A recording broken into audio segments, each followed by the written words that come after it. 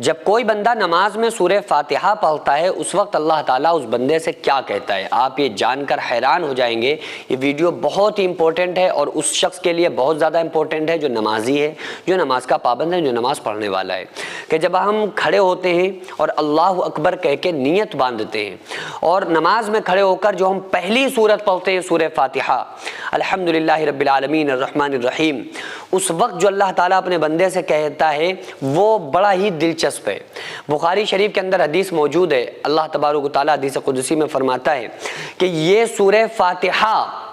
یہ سورت میرے اور میرے بندے کے درمیان آدھی آدھی تقسیم کر دی گئی ہے، یعنی اس سورت کا آدھا حصہ اللہ فرماتا ہے میرے لیے ہے، اس سورت کا آدھا حصہ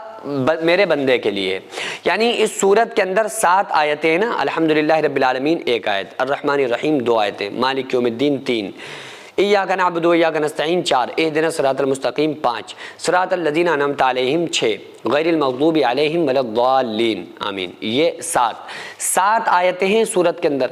تو آدھا حصہ اس سورت کا یعنی 3.5 آیات اللہ کے لیے اور بعد والی 3.5 آیات بندے کے لیے۔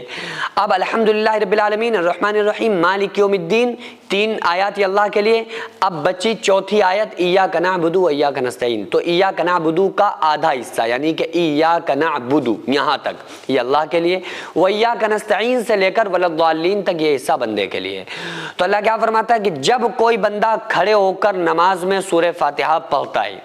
اور اللہ کا ذکر کرتا ہے، اللہ اکبر کہتا ہے، تو اللہ تعالیٰ فرشتوں سے فرماتا ہے کہ اے فرشتوں دیکھو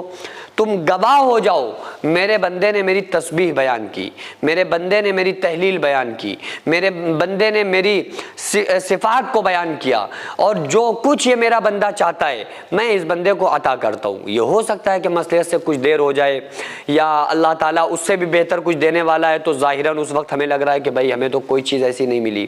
لیکن اللہ تبارک و تعالیٰ اس بندے کو ضرور عطا فرماتا ہے۔ جو کچھ وہ بندہ اپنی جائز نیک مقاصد جو اس کے دل کے اندر ہوتے ہیں ان مقاصد کو اللہ تعالیٰ ضرور پورا فرماتا ہے۔ تو جب کوئی بندہ سورہ فاتحہ پڑھتا ہے، ایک حدیث میں آتا ہے کہ ولا الضالین کے بعد آمین جب کوئی بندہ کہتا ہے نا، تو اگر یہ آمین فرشتوں کے آمین کے ساتھ میں ہو جائے تو اللہ تبارک و تعالیٰ اس کی بخشش فرما دیتا ہے یا اس کی دعا کو قبول کر لیتا ہے۔ تو اس لیے یہ چونکہ ایک دعا ہے نا، ہم اب پہلے تو اللہ کی تعریف بیان کر رہے ہیں الحمدللہ رب العالمین، یہ چیزیں پتہ ہونا اس لیے ضروری ہے تاکہ ہماری نماز میں خشوع و خضوع آئے۔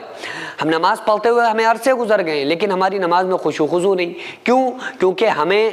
صورتیں تو یاد ہیں، اس کا مطلب اور اس کا مفہوم نہیں یاد ہے۔ ہم الحمدللہ رب العالمین تو نمازوں میں پڑھ رہے ہیں لیکن ہمیں یہ نہیں پتہ ہے کہ اس کے پڑھنے پر اللہ تعالیٰ ہم سے کہہ کیا رہا ہے، دے کیا رہا ہے۔ تو ان چیزوں کا پتہ ہونا ہمارے لیے بہت ضروری ہے۔ مکمل میری تفصیل میں سورہ فاتحہ کی بتا چکا ہوں، اس کی تفسیر آپ لوگ اس ویڈیو کو UKZ امت کی ضرورت چینل پر جا کر ضرور دیکھیں۔ سینکڑوں ایسے غریب پریوار جو فاقہ کر کے زندگی گزار رہے ہیں اور بہت سے ایسے مجبور لوگ جو غربت کی وجہ سے بیماریوں سے جوجھ رہے ہیں اور ان کے پاس علاج کرانے کے لیے بھی پیسے نہیں ہیں، تو ان غریب فیملیز کو ہر مہینے ہماری سوسائٹی راشن دیتی ہے اور ان غریبوں کا فری میں علاج کراتی ہے۔ تو آپ لوگ ہمارے ساتھ مل کر ان بیوہ عورتوں اور یتیم بچوں کا سہارا ضرور بنیں اور ان کے راشن اور دوا علاج کے لیے زیادہ سے زیادہ تعاون کریں، اور یہ ارادہ کریں کہ غریب کے بچوں کو انشاءاللہ بھوکا نہیں سونے دیں گے، اور ہر ہفتے ہر مہینے آپ لوگوں سے جو بھی ہو سکے آپ تعاون ضرور کریں۔ ان کو 10 سال سے جو لوگ بستر پر پڑے ہوئے ہیں انشاءاللہ تعالی ہم سب مل کر ان غریبوں کا علاج بھی کرائیں گے اور ہر مہینے انشاءاللہ تعالی ان غریبوں کو ہم راشن پہنچائیں گے۔ یہ سوسائٹی کا اکاؤنٹ نمبر ہے